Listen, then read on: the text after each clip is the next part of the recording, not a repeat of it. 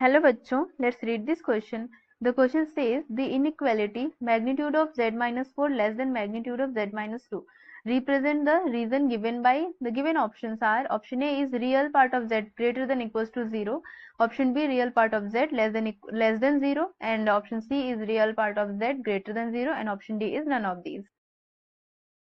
Now let's see the key concept for the question.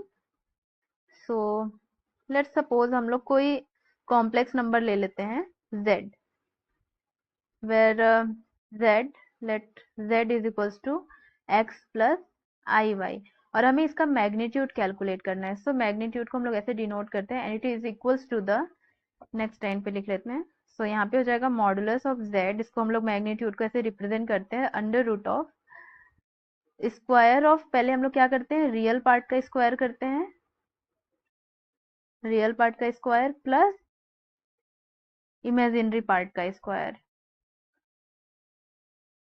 सो ऐसे हम लोग इसका मैग्नीट्यूड कैलकुलेट कर सकते हैं. सो इसको हम लोग ऐसे भी लिख सकते हैं, modulus of z is equals to root of x square plus y square. So this is the key concept. Now let's solve the question.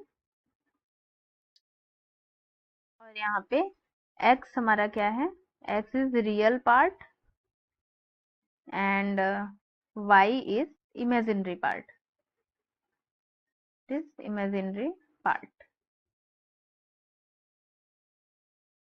Question में हमें एक इनइक्वालिटी गिवन है.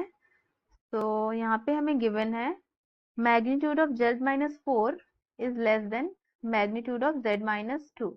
सो पहले हम लोग यहाँ पे सपोज कर लेते हैं, लेट z हमारा क्या है, कॉम्प्लेक्स नंबर है. सो हम लोग z को क्या मान लेते हैं, z is equals to x plus i Y.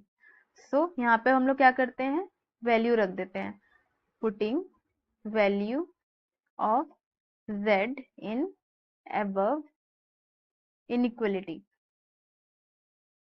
ठीक है.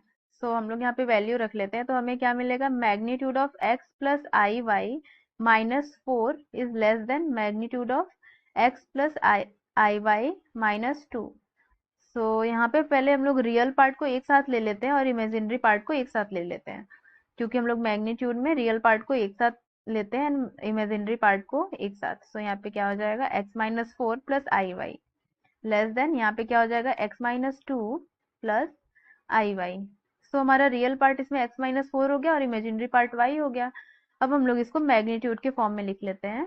तो मैग्नीट्यूड क्या हो जाएगा, x minus 4 whole square real part square plus imaginary part square less than equal. Similarly यहाँ हमारा रियल पार्ट x माइनस 2 है. सो क्या हो जाएगा, x माइनस 2 का whole square plus imaginary part is y square. तो यहाँ पे y स्क्वायर हो गया. अब हम लोग क्या करते हैं, अब यहाँ पे रूट हटाने के लिए हम लोग स्क्वायरिंग कर देते हैं both side. So squaring both side. तो स्क्वायरिंग करने पे हमें क्या मिल जाएगा, x minus 4 whole square plus y square is less than x minus 2 whole square plus y square. So y square cancel हो गया. अब हम लोग इसको भी ओपन कर लेते हैं, x माइनस 4 और x माइनस 2 के होल स्क्वायर. यहाँ पे हमें क्या मिला है, x minus 4 whole square less than x minus 2 whole square. So इसको हम लोग ओपन करेंगे तो क्या मिल जाएगा, x square plus 16 minus 8x is less than x square plus 4 minus 4x. So यहाँ से एक्स स्क्वायर कैंसिल. सो इसको हम लोग सॉल्व कर लेते हैं, तो हमें क्या मिलेगा, यहाँ से minus 8x plus 16 less than minus 4x plus 4. सो हम लोग इसको राइट हैंड साइड में भेज देते हैं, तो हमें क्या मिल जाएगा, यहाँ पे 4x ग्रेटर देन 12.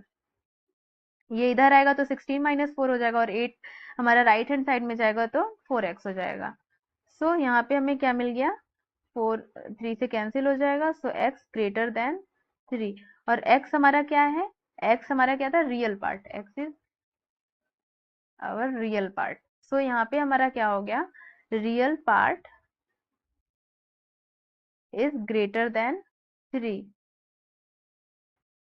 इसे हम लोग ऐसे भी लिख सकते हैं, real part of z is greater than 3, क्योंकि ये हमने z के लिए ही माना था, z के अंदर ही हमारा ये रियल पार्ट था. So now let's check the options. तो यहाँ पे कोई ऑप्शन मैच नहीं कर रहा है हमारे आंसर से, so option D, none of this is the correct option. Hope you will understood it well. Best of luck.